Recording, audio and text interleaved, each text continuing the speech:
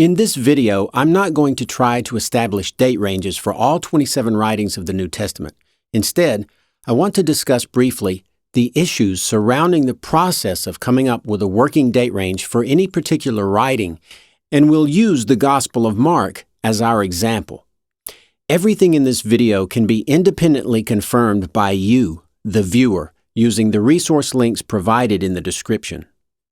Also, this video is not aimed at Christians, since I believe the Christian bias is far too great to allow a cold, sober look at the facts, and like I've said before, when someone professes to worship the protagonist or the lead character of a story, whether that story is true or not, there is far too much bias and desire for the story to be true, and as such, the worshiper cannot objectively examine the issues. One example that supports this claim of mine, besides the usual intellectually dishonest sites such as tectonics.org, conservapedia.com, theologyweb.com, and countless others, is a website called errantskeptics.org. The title really says it all, doesn't it?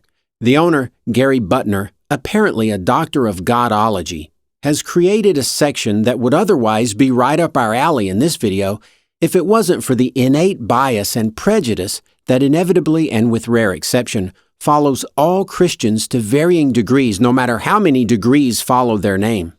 Let me read the first sentence where Butner tells us that it's more important to surround oneself with opinions that agree with your foregone conclusions than it is to actually look at the evidence. Dating the New Testament based on the opinions of several hundred New Testament scholars. To the random Christian surfing by, this might seem like a cut-and-dried affair. How could hundreds of New Testament scholars who have spent years studying the issues all agree, yet all be wrong? But the sneaky statistic they don't see in that line is that 99% of New Testament scholars are, wait for it, Christians. As I said, someone professing to worship the lead character of a story, someone who feels they owe their very existence to the lead character of that story, simply cannot examine the details of the story, nor the origins of the story itself in any objective way. But it gets worse. Let's just have a look at the next couple of sentences on that page. In a court of law, the testimony of one expert is often offset by another with a differing opinion.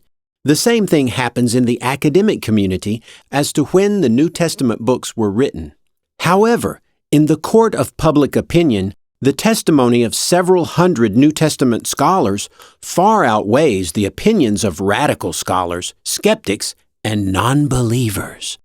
We have provided the opinions of several hundred conservative and liberal scholars in the links below to establish the weight of theological opinion against all radical views as to when the New Testament books were written.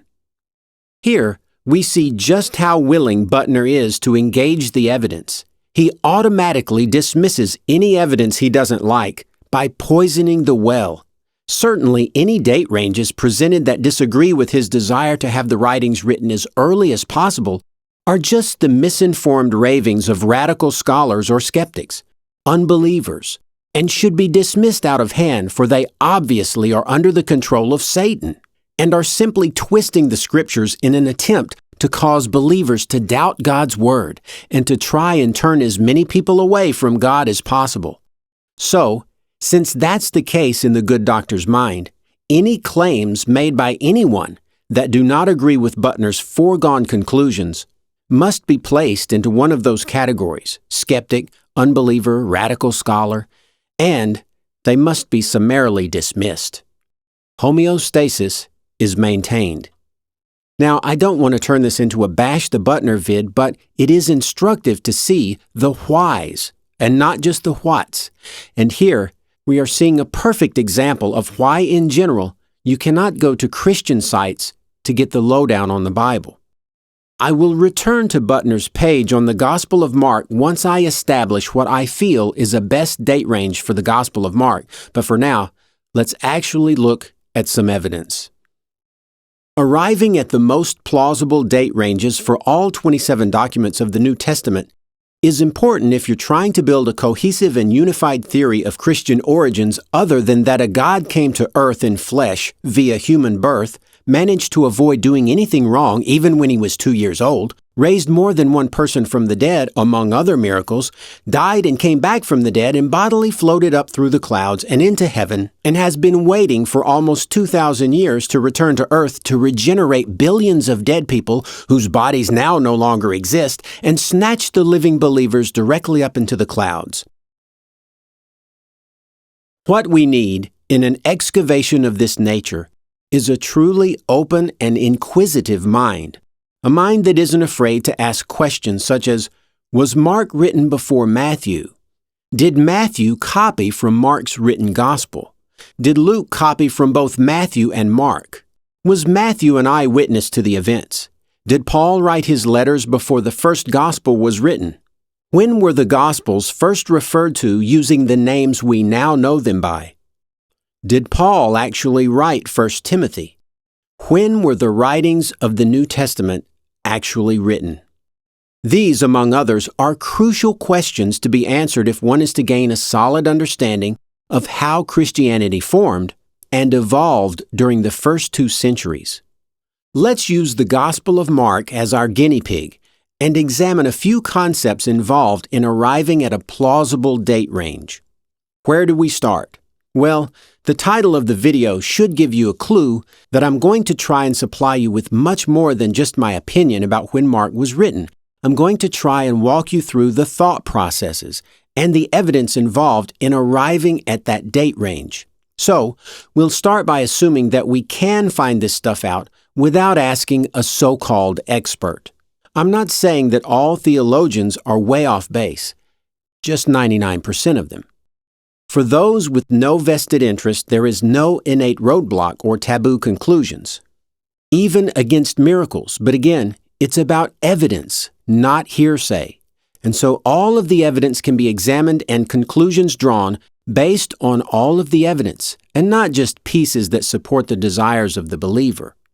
So, let's see if we can dig up some evidence that will help us narrow down Mark's date of authorship.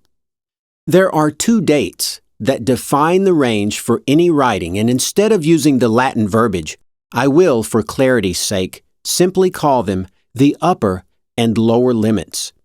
The upper limit would be the date after which a writing could not have been written. Likewise, the lower limit would be the date before which a writing could not have been written. These dates are hard limits outside of which we would deem authorship impossible. If we can establish these 2 dates with confidence, we will then have the possible date range for the work, inside which we can further pinpoint the date of authorship and move from possibility to probability. Let's take a look at establishing a good lower limit for the Gospel of Mark. We might start off by asking ourselves, could the Gospel of Mark have been written 10,000 years ago? Of course, this is an absurd question because we know too much for it to sound remotely possible. As we are all aware, the less ignorant we are to begin with, the easier it is for us to dismiss certain propositions as false. For example, if someone were to claim that you can't bend rocks without breaking them, ask them to go look at a video of lava flowing. We all know that Christianity began in the 1st century, and therefore, a lower limit of 10,000 years ago will not do.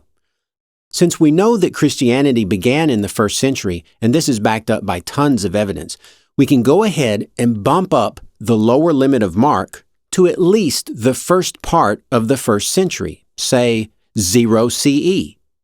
Once again, I am approaching this process from a purely naturalistic standpoint. This means that I'm not going to grant veracity to miracles or prophecies when A, we have no verifiable evidence that miracles and prophecies ever occurred, and B, there are much more likely explanations to be had that do not violate facts or physics. Let's see if we can bump up our lower limit a bit more.